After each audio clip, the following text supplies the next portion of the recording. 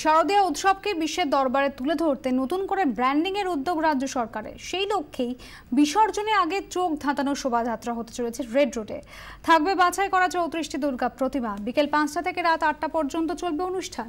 শোভাযাত্রা শুরু হবে ফোর্ট উইলিয়ামের সামনে থেকে। তার আগে দুপুর 2:30টার মধ্যে বঙ্গবাসী মাঠে সব প্রতিমা নিয়ে আসার নির্দেশ দেওয়া হয়েছে। শোভাযাত্রায় পুজো কমিটি পিছু 100 জন করে থাকতে পারবেন। ছোট পুজোর ক্ষেত্রে 3টে গাড়ি অংশ নিতে পারবে।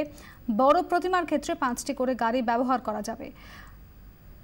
বিক্রম দাস আমাদের প্রতিনিধি রয়েছেন আমার সঙ্গে টেলিফোনে। বিক্রম, কিভাবে প্রস্তুত করা হচ্ছে আগামীকালের গ্র্যান্ড শোর জন্য?